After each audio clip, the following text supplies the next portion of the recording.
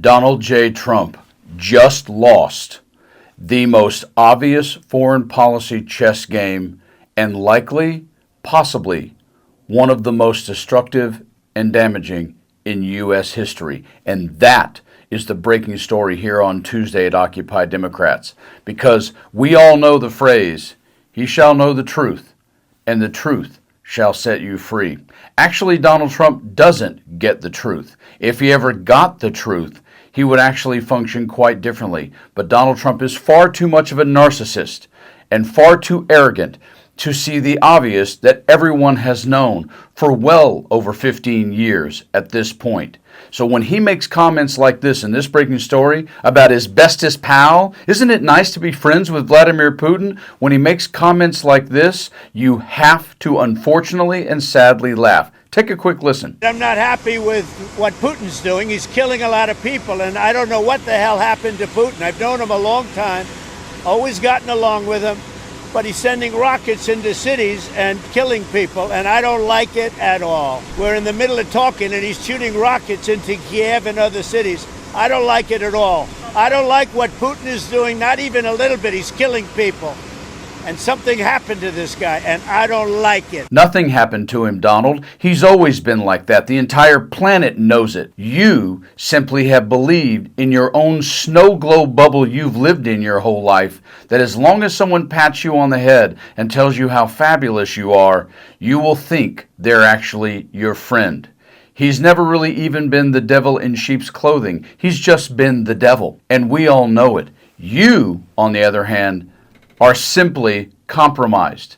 So now Donald Trump sits here against Vladimir Putin like a Texas Hold'em player who's staring at the board and looking at his two hold cards and realizes he has no outs. What in the world can Donald Trump possibly do when you have this kind of attitude from Russia and the way Trump has treated Putin up to this point by agreeing with him over his own intelligence community back in 2018. This is what you get in this breaking story. I'm going to show it to you in just a few seconds, but listen to the guy from Russia right now. A criminal must be punished, and our return strikes, you mentioned, they come absolutely natural in this situation. And I assure you, Zelensky and his junta know only too well what they are being punished for. So Trump posts a threat to Putin this morning on Truth Social just a few hours ago.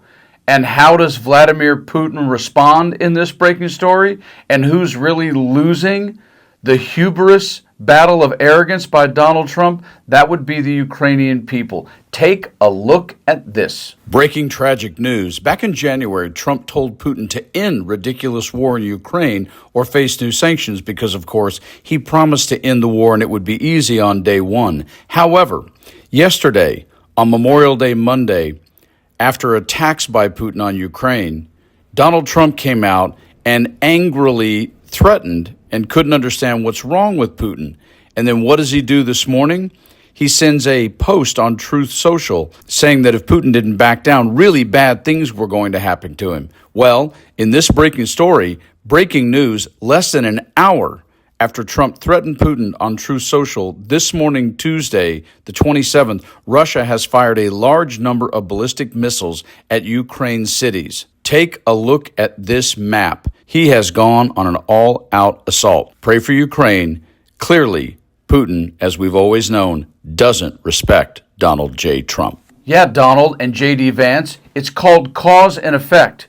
When you consistently pimp out the narrative that somehow Zelensky caused the war, that Zelensky needs to this and Zelensky needs to that, and the entire time you claim you're going to actually resolve this conflict, and the only person you talk to in public is Zelensky, the guy who got attacked, you created this situation 1,000%.